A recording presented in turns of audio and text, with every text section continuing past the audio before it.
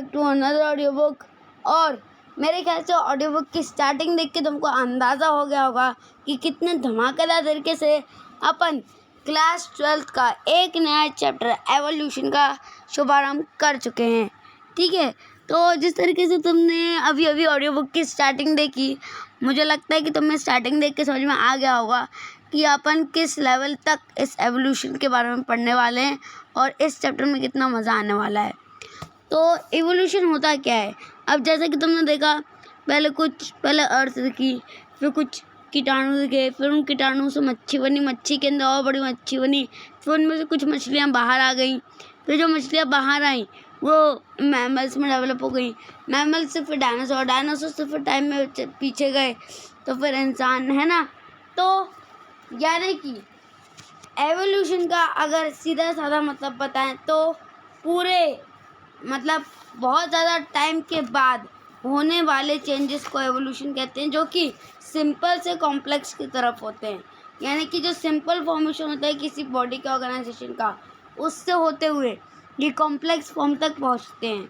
ठीक है, अब अपन शुरू करने वाले हैं एवोल्यूशन की line to line NCERT reading. चलो स्टार्ट करते हैं। Evolutionary biology is the study of history of life form on earth. Evolutionary biology जो होती है वो स्टडी कराती है हिस्ट्री करना अर्थ के ऊपर लाइफ फॉर्म की। What exactly is evolution? असल में एवोल्यूशन है क्या?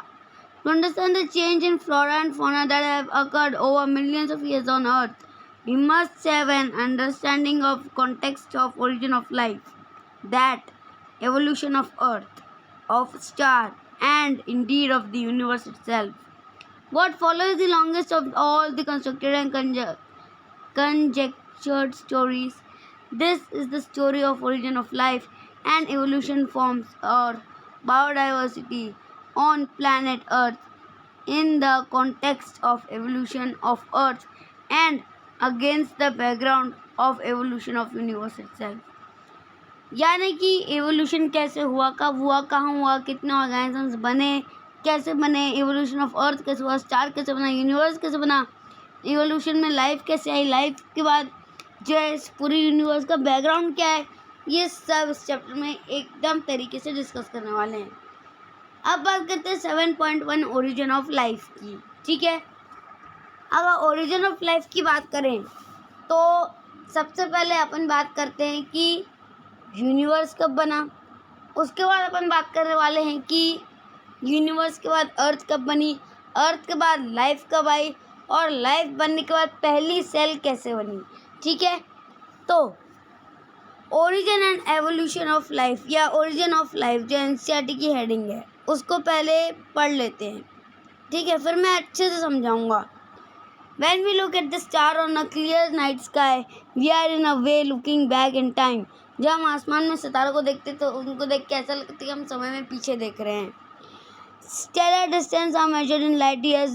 What we see today is an object whose emitted light started its journey millions of years back and from trillion of kilometers away and reaching our eyes now.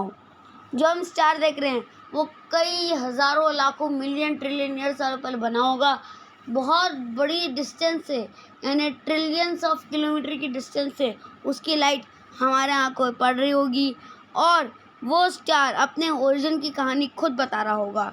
और universe के बारे में एक fact है, जिस दिन यूनिवर्स बना, यानी कि जिस दिन एक छोटे से ब्लैक होल में एक्सप्लोजन हुआ तब यूनिवर्स एक्सपैंड हो गया, और जब यूनिवर्स बना तब से लेके आज तक यूनिवर्स बिना किसी रुकावट के फैलता ही जा रहा है। यानी कि हमारा यूनिवर्स इतना बड़ा है, इतना बड़ा है, इतना बड़ा है कि हम कभी उसे क्रॉस नहीं कर सकते।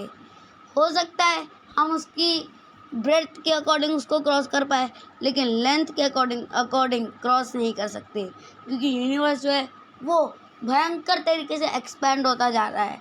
ठीक है, चलो अब आगे बात करते हैं। However, when we see objects in our immediate surrounding, we see them instantly and as in the present time.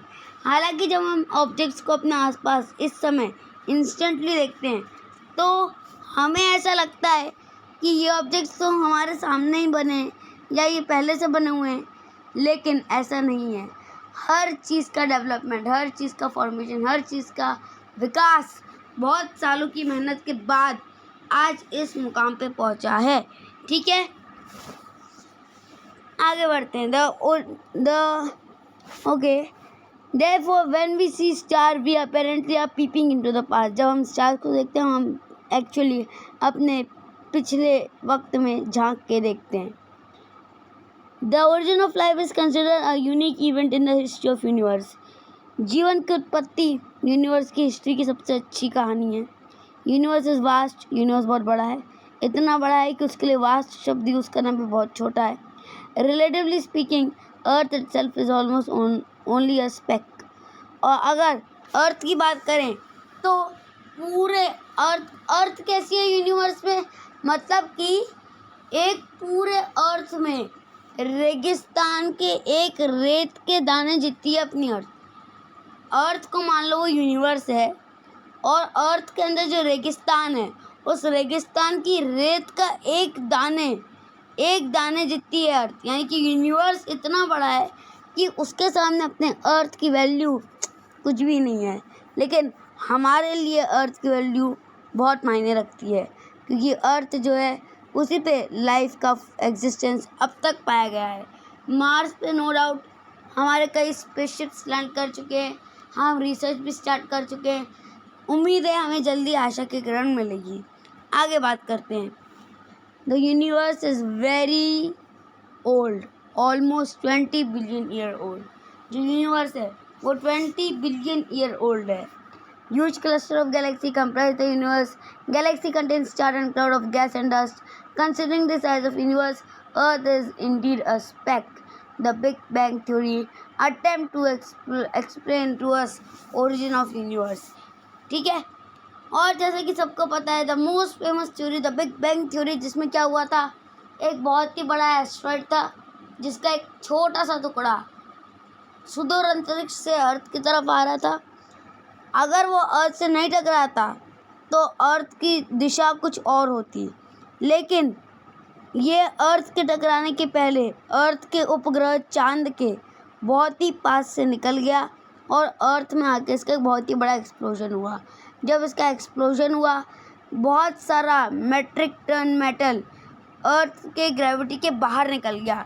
मतलब एक पतीला लो पानी से भरा हुआ एकदम लबालब, ठीक है, कि 2-3 बूंदों पानी डालोगे तो ओवरफ्लो हो जाएगा। उसमें जोर से एक पत्थर फेंको, पतीले के साइज से थोड़ा छोटा, बॉल जितना, टेनिस की बॉल जितना, जितना पानी निकलेगा ना पूरे खाली स्पेस में पतीले के बाहर, उसी के जैसे अर्थ में से बहुत सारा मेटल और डस्ट पार्टिकल्स ये सब ट्रिलियंस ऑफ टन्स में बाहर निकल गए और यूनिवर्स में उड़ गए। यूनिवर्स में उड़ने के बाद ये जो थे, ये कई लोगों का मानना है धूल के फॉर्म में बादल बन के आए और फिर आग की बारिश हुई, फिर एक एस्ट्रॉइड जब टकराया तो टेक्टोनिक प्लेट्स हिलने लगी, वॉल्केनो इरप्शंस हुए और अर्थ का एक न्यू लाइफ शुरू हो गया। ठीक है, हालांकि हमें उतने लेवल तक नहीं जाना है, एनसीईआरटी की लेवल तक रहना है। तो अब मैं तुमको बताता हूँ origin of universe. Universe is about 15 to 20 million year old. ये मैं एनसीईआरटी से नहीं, एनसीईआरटी में जितना था मैंने बता दिया, ये मैं अलग से बता रहा हूँ एक पॉइंट ऑफ व्यू से। इसको सुनते चलो और नोट कर सकते हो तो बहुत अच्छी बात है। Universe is about 15 to 20 billion years old, यानी हमारा यूनिवर्स 20 बिलियन ईयर का एक बच्चा है। ठीक है, it comprise of huge cluster of Galaxy which contains star, cloud, gas and dust. According to Big Bang theory given by Abbe Lemaître 1931, our universe arose from a singular huge explosion, unimaginable in physical terms. As the universe expanded, the temperature lowered, and the gases like hydrogen and helium were formed later by a force of gravitation. The gases condensed, and the galaxy were formed. हालांकि जो हमारे ये बंदे थे जिनका नाम एबे लेमैटियर था, LEMAITRE, इन्होंने बिग बैंग थ्योरी जो दी इसके बारे में एनसीईआरटी में नहीं दिया है, इसलिए मैं एनसीईआरटी के साथ कुछ एक्स्ट्रा पॉइंट्स भी तुमको बताते हुए चलना चाहता हूँ ताकि तुम्हें ये क्लियर होता चले, और इसी के साथ अपन इसके नोट्स भी बना लेते हैं। ठीक है, तो पेन और पेपर निकाल लो और इसमें नोट्स बना लो। तो मैं भी तुमको अभी बना के दिखाता हूँ।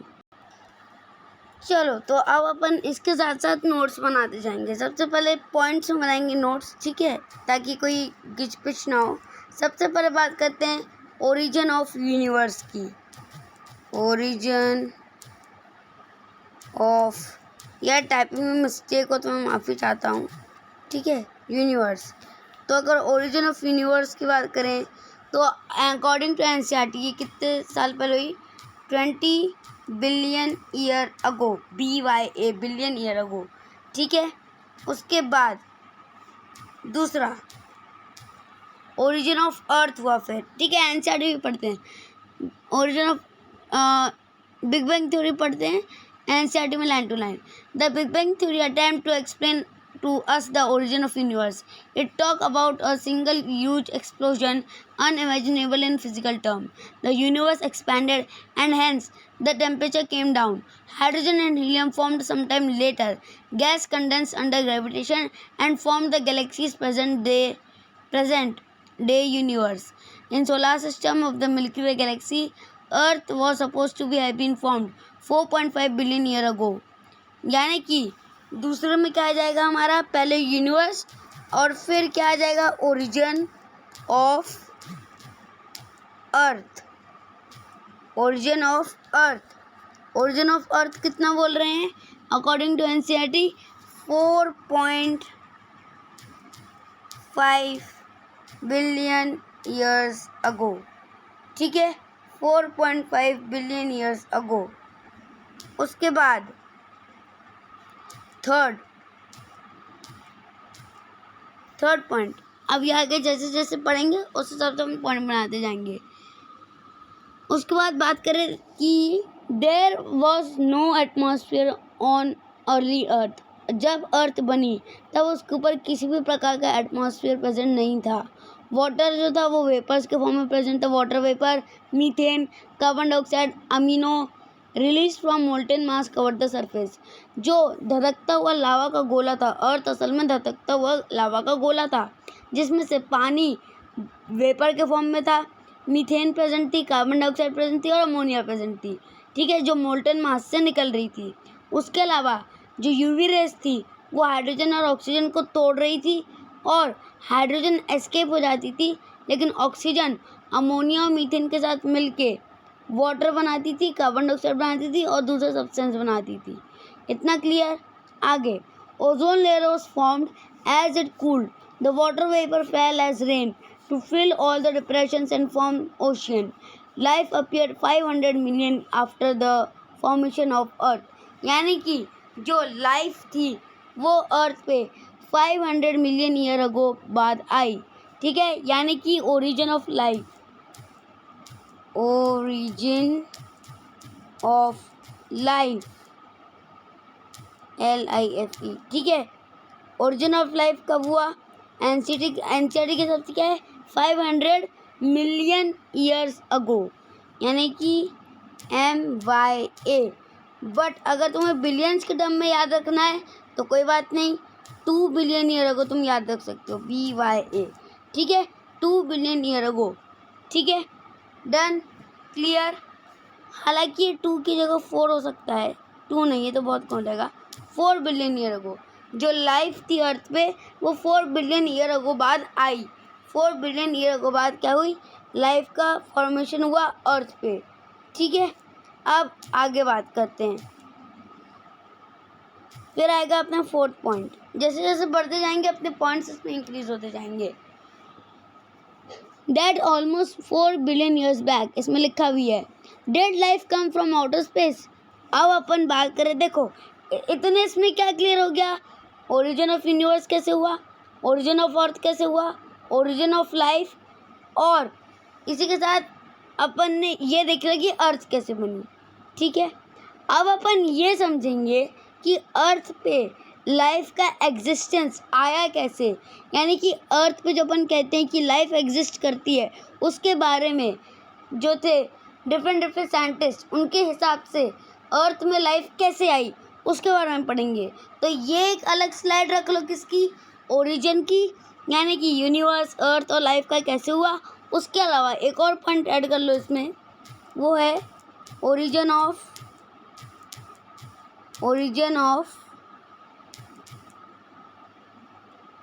First cell.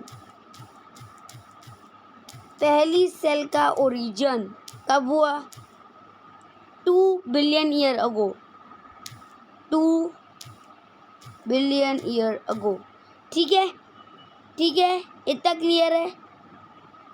तो ये हो गया अपना पहली स्लाइड, जिसमें अपन ने बात की ओरिजिन ऑफ लाइफ की, origin of universe 20 billion year ago, origin of earth 4.5 billion year ago, origin of life 500 million year ago या 4 बिलियन ईयर अगो, और origin of first cell 2 billion year ago. ठीक है, इतना done है, इतना clear है, इतना डन और इतना क्लियर है तो कमेंट करो।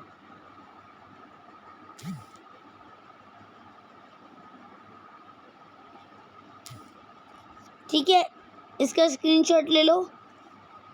अब जस्ट वाइज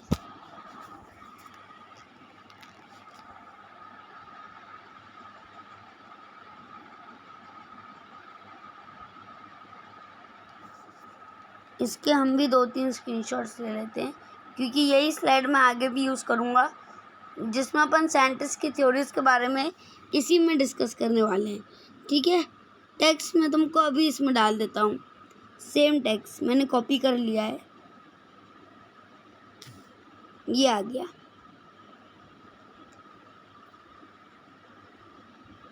अब तुम इसका क्या ले लो, स्क्रीनशॉट ले लो। ठीक है, इसका स्क्रीनशॉट ले लो, ले लिया। चलो आगे बढ़ते हैं। अब बात करेंगे कि साइंटिस्ट की क्या धारणा थी हमारी अर्थ के बनने को लेके। यानी कि हमारी अर्थ जब बनने के बाद साइंटिस्ट को कैसे पता चला कि हमारी अर्थ इतने साल बाद बनी है, या अर्थ पे पहले ये आया फिर वो आया। यानी कि theories of origin of life की बात करते हैं। किसकी? Theories of evolution of life की बात करते हैं। चलो अब बात करते हैं अपन किसकी। अब अपन बात करते हैं कि क्या थ्योरीज थी जो कि डिफरेंट साइंटिस्ट ने दी रिलेटेड टू किससे? ओरिजिन ऑफ लाइफ से। यानी कि अब बात करने वाले हैं थ्योरीज ऑफ एवोल्यूशन या फिर theories of origin of life. Evolution नहीं, theory of origin of life, origin of life. ठीक है, अब अपन उन थ्योरीज की बात करेंगे जो कि ओरिजिन ऑफ लाइफ के लिए रिस्पॉन्सिबल है। मतलब वो थ्योरीज जो ये बताती हैं कि ओरिजिन ऑफ लाइफ कुछ इस प्रकार हुआ होगा। ठीक है, सबसे पहली थ्योरी, अब यहाँ पे फोकस करना। सबसे पहली theory of special creation. Theory of special creation. ठीक है, थ्योरी ऑफ स्पेशल क्रिएशन क्या कहती है? According to theory of special creation, ठीक है, इसमें देखो एनसीईआरटी में मैं लूँगा अभी। सबसे पहले मैं एक्स्ट्रा पॉइंट ऑफ व्यू से सारी थ्योरीज को एक लाइन में जमा के तुमको बताना चाहता हूँ। बाद में मैं इत्मीनान से तुमको एनसीईआरटी बताऊँगा। अभी तुम मैं जैसा बता रहा हूँ वैसा समझते चलो और नोट करते चलो। The greatest supporter of this theory was father Suresh. Father SUREZ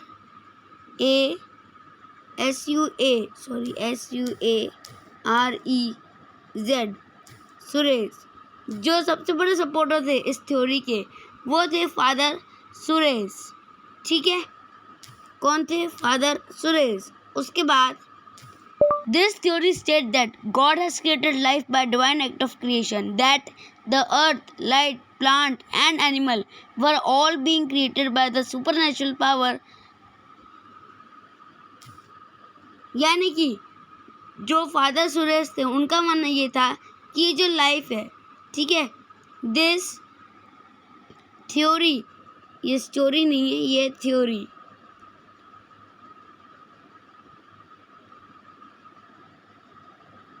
this theory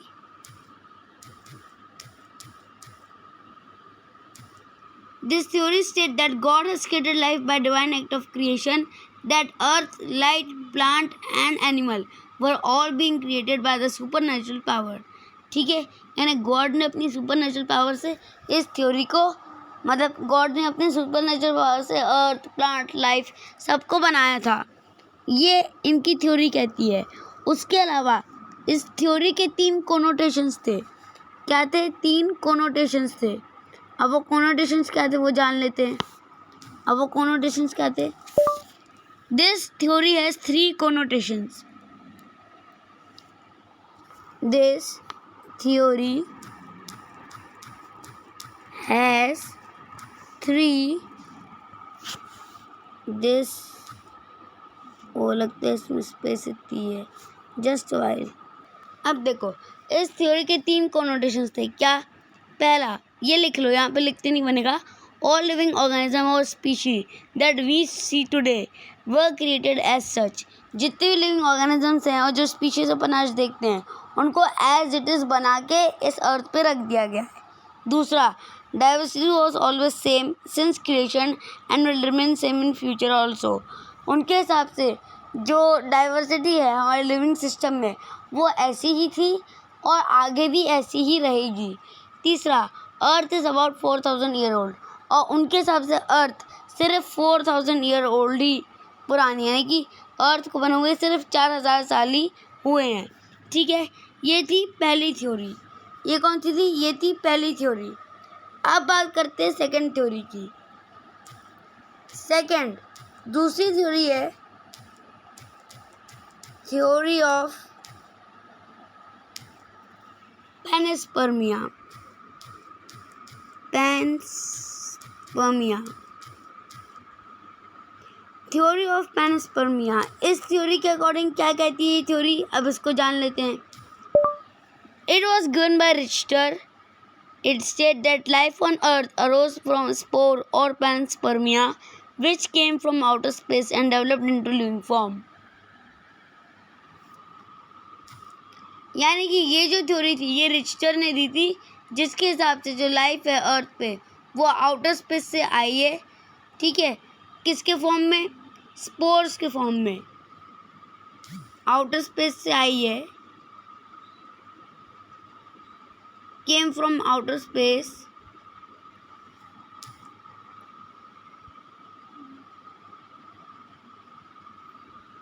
ठीक है, 1 मिनट।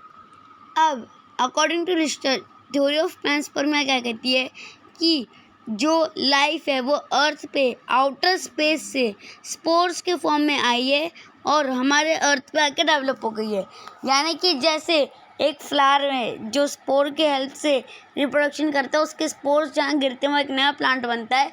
इनके हिसाब से आउटर स्पेस से, अपने यूनिवर्स के आउटर स्पेस से कुछ स्पोर्स के फॉर्म में लाइफ आई होगी, हमारे अर्थ पे उनको कंडीशंस मिली होंगी और फिर उसने एक न्यू लाइफ का फॉर्मेशन किया होगा। ऐसा कहती है थ्योरी ऑफ पैनस्पर्मिया। ठीक है, अब बात करते हैं थ्योरी ऑफ स्पॉन्टेनियस जनरेशन की। अब किसकी बात करते हैं? अब बात करते हैं थर्ड, थ्योरी ऑफ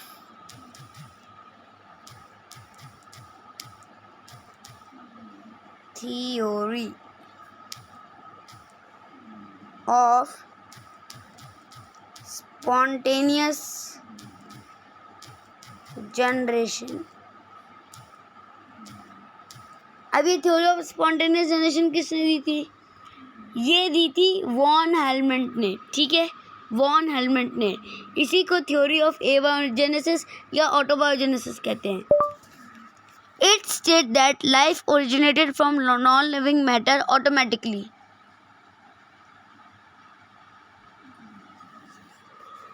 यानी कि इस थ्योरी के अकॉर्डिंग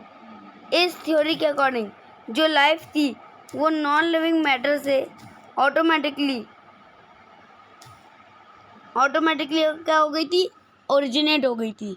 ठीक है, it state that life originated from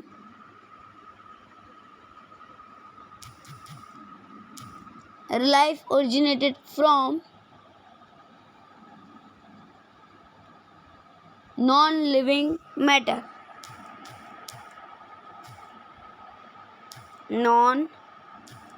just while, इसमें स्पेस का प्रॉब्लम है।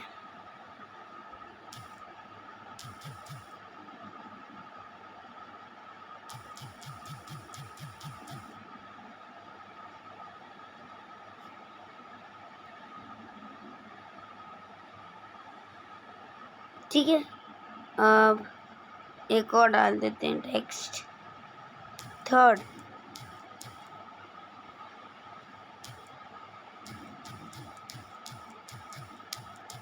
theory of spontaneous generation। ठीक है, थ्योरी ऑफ स्पॉन्टेनियस जनरेशन। अब ये क्या कहती है कि it said that life originated from non-living matter automatically. This theory is also known as theory of abiogenesis or autobiogenesis. It was supported by Van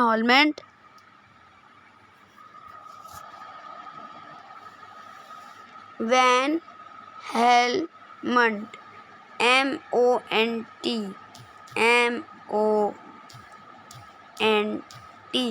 von Helmont. ये theory जो थी ये वॉन हेलमेंट ने दी थी, और who claimed that mice were formed from a dirty sweat-soaked shirt when put in dirty dark in barn for 21 days. From dirty, एक minute,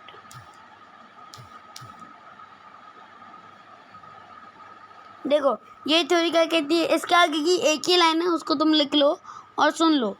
theory of spontaneous generation ये कहती है कि it state that life originate from non living matter automatically. This theory is also known as theory of biogenesis. ठीक है, ए biogenesis या ऑटोबायोजेनेसिस, just while, ऑटोबायोजेनेसिस या ए biogenesis. ठीक है, इस थ्योरी को ए बायोजेनेसिस या ऑटोबायोजेनेसिस भी कहते हैं। इस थ्योरी के अकॉर्डिंग वॉन हेलमेंट ये कहना चाहते हैं कि अगर आप एक पसीने से भीगी हुई शर्ट को एक अंधेरे कमरे में 21 डेज के लिए बिना किसी लाइट सोर्स के रख देंगे, या एक ऐसे डब्बे में बंद कर देंगे जिसके अंदर लाइट सोर्स नहीं आती, और उसको 21 डेज के लिए उस पसीने से भीगी हुई शर्ट को रख देंगे, तो उसमें से चूहे पैदा हो जाएंगे। ठीक है, ये कहती है इनकी थ्योरी ऑफ स्पॉन्टेनियस जनरेशन, जिसके बारे में लुईस पास्चर ने अपने एक्सपेरिमेंट की थ्रू बताया था, जो कि था स्वान नेक एक्सपेरिमेंट। पहले मैं इस थ्योरी को यहाँ पे टैग कर देता हूँ और इसका फॉन्ट साइज़ बड़ा कर देता हूँ ताकि ये क्लियरली दिखाई दे, और येलो कलर में कर देता हूँ, या वाइट ही ठीक है। ठीक है, ये थर्ड थ्योरी। अब मैं बताता हूँ फोर्थ थ्योरी।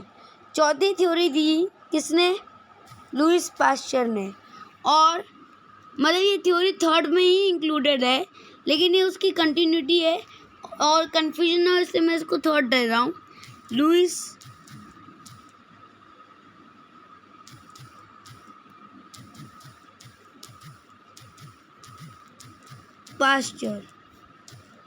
पास्चर ने थ्योरी दी थी। ये थ्योरी क्या कहती है, Louis Pasteur rejected the theory of spontaneous generation. He demonstrated that life came from pre-existing life through his swan-necked flask experiment. यानी कि लुईस पास्चर के हिसाब से जो इन्होंने स्पॉन्टेनियस जनरेशन की थ्योरी को रिजेक्ट किया था, ये डेमोन्स्ट्रेट करते हुए कि जो लाइफ है वो प्री एग्जिस्टिंग लाइफ के थ्रू आई है, अपने स्वान नेक फ्लास्क एक्सपेरिमेंट के ज़रिए। अब क्या था ये एक्सपेरिमेंट वो जान लेते हैं। In this life did not appear in pre-sterilized flask containing killed yeast, while in other flask exposed to air, microbial growth was observed. यानी कि इन्होंने क्या किया था, एक श्वान नेक का फ्लास्क लिया था, ठीक है, ये मैं समझाता हूँ, पहले मैं इसको पूरा कर दूँ। यीस्ट वाइल इन, लगता है इसकी भी डेडलाइन इतनी है।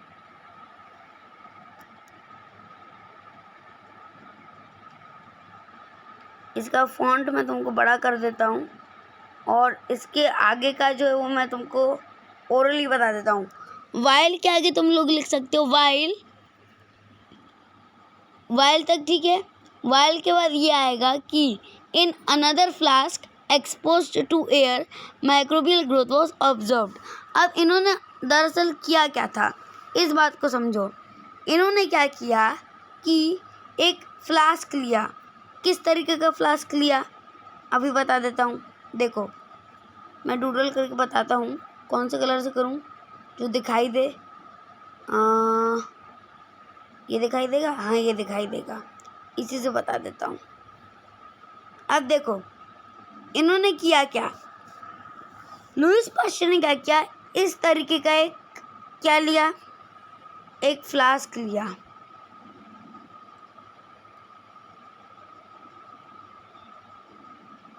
इस तरीके का, ठीक है, दिख रहा है। ये जो फ्लास्क था इसको उन्होंने नाम दिया श्वान नेक फ्लास्क, SWN। जैसे श्वान होता है ना, बगुले की गर्दन कैसी होती है, इस तरीके की S शेप की होती है बगुले की गर्दन। उन्होंने क्या किया, एक इस तरीके के फ्लास्क के अंदर कुछ माइक्रोब्स को डाल दिया। माइक्रोब्स मतलब माइक्रोब को नहीं डाला एक्चुअल में, इन्होंने इसके अंदर क्या डाला, इन्होंने इसके अंदर किल्ड यीस्ट को डाल दी। क्या डाल दिया, किल्ड यीस्ट डाल दिया। और ये जो फ्लास्क थे ये प्री स्टेरिलाइज फ्लास्क थे, और इसके साथ इन्होंने एक और ऐसा ही फ्लास्क लिया, लेकिन उसका ये जो नेक वाला पार्ट था ये तोड़ दिया ताकि हवा अंदर आ सके। और इन्होंने क्या नोटिस किया, जिस फ्लास्क में इन्होंने, देखो 2 फ्लास्क थे, एक ऐसा श्वान नेक वाला जिसके अंदर किल्ड यीस्ट थी, क्या थी, किल्ड यीस्ट, और दूसरा था इस तरीके का जिसकी उन्होंने ऊपर की गर्दन उड़ा दी, यानी कि इस तरीके से उस फ्लास्क का एक पोल काटा या उसका माउथ काटा कि उसके अंदर हवा घुस सके, इस तरीके से। और उसके अंदर भी इन्होंने क्या किया, किल्ड यीस्ट को डाल दिया। क्या कर दिया, किल्ड यीस्ट को डाल दिया, दोनों में डाला। अब इन्होंने नोटिस क्या किया, जिस फ्लास्क की गर्दन को नहीं तोड़ा था उसमें कुछ भी रिस्पॉन्स नहीं दिखा, क्योंकि यहाँ पे एयर नहीं घुस पा रही थी, क्योंकि ये जो फ्लास्क था ये श्वान नेक का था और बहुत पतला था, इसलिए इसके अंदर से हवा पास होकर नीचे तक नहीं जा पा रही थी। लेकिन दूसरा फ्लास्क जिसका इन्होंने ये नेक तोड़ दिया था उसके अंदर हवा डायरेक्टली अंदर जा पा रही थी, और उन्होंने ये देखा कि माइक्रोबियल ग्रोथ वहाँ पे देखी जा सकती है, यानी कि किल्ड यीस्ट के ऊपर माइक्रोब्स ग्रो कर रहे हैं। तो इससे उन्होंने बताया कि जो लाइफ है वो प्री एग्जिस्टिंग लाइफ से आई है। कैसे, क्योंकि जब वो ईस्ट जिंदा थे, जो इन्होंने फ्लास्क के अंदर डाले, जब वो ईस्ट जिंदा थे तब वो जिंदा होने के बाद मर गए। मरने के बाद जब बैक्टीरिया इस टूटे हुए फ्लास्क के अंदर आए, उन्होंने उस किल्ड यीस्ट के ऊपर अपना कोई केमिकल प्रोसेस किया होगा, जिसके बाद उनकी वहाँ पे ग्रोथ होने लगी और माइक्रोब्स का नंबर बढ़ गया। मतलब कि प्री एग्जिस्टिंग लाइफ से एक न्यू लाइफ का ओरिजिन हुआ, ये कहती है इनकी theory. Louis Pasteur rejected the theory of spontaneous generation. He demonstrated that life came from pre-existing life through his swan-necked flask experiment. In this, life did not appear in pre-sterilized flask containing killed yeast, while in another flask exposed to air, microbial growth was observed. ठीक ठीक है, इतना clear, done. अब देखो, ये audio book already 40 minutes के ऊपर खींचने जा रही है। मैं नहीं चाहता कि और खींचे, इसलिए अभी मैंने तुमको यहाँ पे सिर्फ 3 थ्योरीज बताई हैं। पहली, थ्योरी ऑफ स्पेशल क्रिएशन, दूसरी थ्योरी ऑफ पैनस्पर्मिया, तीसरी थ्योरी ऑफ स्पॉन्टेनियस जनरेशन, जिसके अंदर अपन ने वैन हेलमंड और लुईस पास्चर के बारे में पढ़ा, उन दोनों के एक्सपेरिमेंट को समझा। अब अपन चौथी थ्योरी को डिस्कस करने वाले हैं, जो कि है थ्योरी ऑफ केमिकल एवोल्यूशन। ठीक है, तो ये थी ऑडियो बुक 1। मिलते हैं ऑडियो बुक 2 में with the new topic, that is theory of chemical evolution.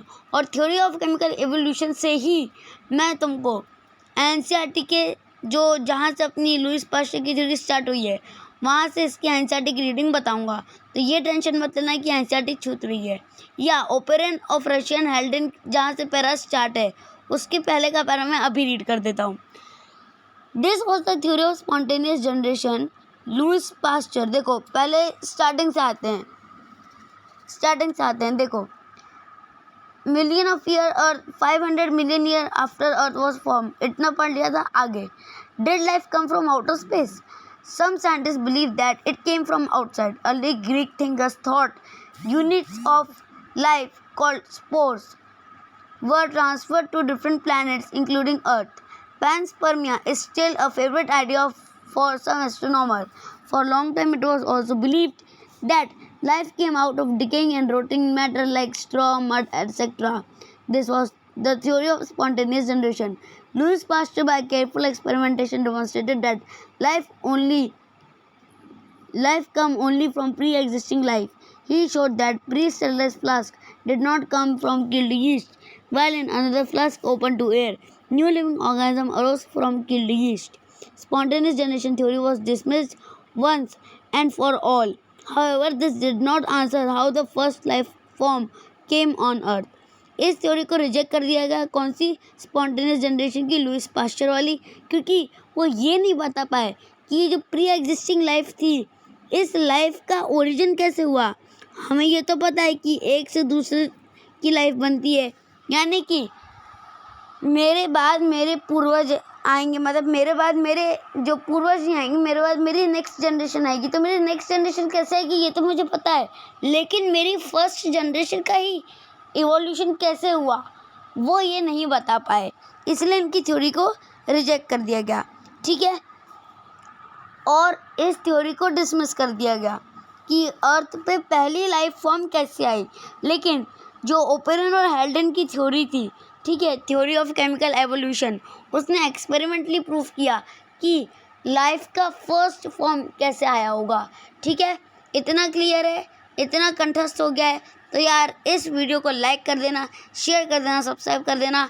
इस इमेज का स्क्रीनशॉट ले लो, ये इमेज 1 है, ये इमेज 2 है, जिसमें हमने theories of origin of life को स्टार्ट किया, और इसी सेकंड पोस्टर को, theory of origin of life को, हम इस नेक्स्ट पोस्टर में कंटिन्यू करेंगे with the theory of chemical evolution and formation of first cell के बारे में जान के। ठीक है, तो ये थी ऑडियो बुक 1। मिलते हैं ऑडियो बुक 2 में विद द न्यू टॉपिक। तब तक के लिए this is me Vikram Tehra signing off. और जैसे कि तुम्हें पता है, 10 से लेकर 12 तक के साइंस के डिटेल वीडियो लेक्चर्स के लिए हमारे चैनल हिंदी तक हमें विजिट करो, जहाँ पे डिटेल वीडियो लेक्चर्स के साथ वीडियो रिकॉर्डिंग, ऑडियो रिकॉर्डिंग में भी अब लेक्चर्स अवेलेबल हैं। शॉर्ट्स भी डाल दिए गए हैं कई डिफरेंट टाइप के, उसको भी तुम जाके देख सकते हो। उसके अलावा क्लास 11th की ऑडियो बुक की प्लेलिस्ट में कई चैप्टर्स डाल दिए गए हैं, जैसे कि biological classification, plant kingdom, morphology of flowering plant, structural organisation animal, cell unit of life, biomolecule. और ह्यूमन फिजियोलॉजी की बात करें तो body fluids and circulation, breathing and exchange of gases, excretory product and elimination, locomotion and movement and neural control and coordination, ये chapter already डल चुके हैं। और 12th की ऑडियो बुक सीरीज़ में flowering plants, human reproduction, reproductive health, फिर principle of inheritance and variation, और उसके बाद अभी के लिए मैं मॉलिक्यूलर बेसिस ऑफ इनहेरिटेंस को स्किप कर रहा हूँ क्योंकि बहुत बड़ा है, इसलिए मैं सीधे इवोल्यूशन का रहा हूँ डाल रहा हूँ। लेकिन टेंशन मत लो, मॉलिक्यूलर बेसिस ऑफ इनहेरिटेंस की भी ऑडियो बुक मैं जल्दी डाल दूंगा। तो मिलते हैं नेक्स्ट ऑडियो बुक में, audio book 2 of class 12 biology chapter number 7 evolution with theory of chemical evolution and formation of first cell. ठीक है, अगर ये ऑडियो बुक अच्छी लगी हो तो यार लाइक कर देना, शेयर कर देना, सब्सक्राइब कर देना और कमेंट करके बताना कैसी लगी। तब तक के लिए ये ऑडियो बुक अच्छी लगी तो लाइक, शेयर, सब्सक्राइब, स्टे ओम सारामन बाय। और जैसे कि तुम्हें पता है कि मैं इंस्टाग्राम पे भी विक्रमादित्य -एराव के नाम से अवेलेबल हूँ। Thanks for watching.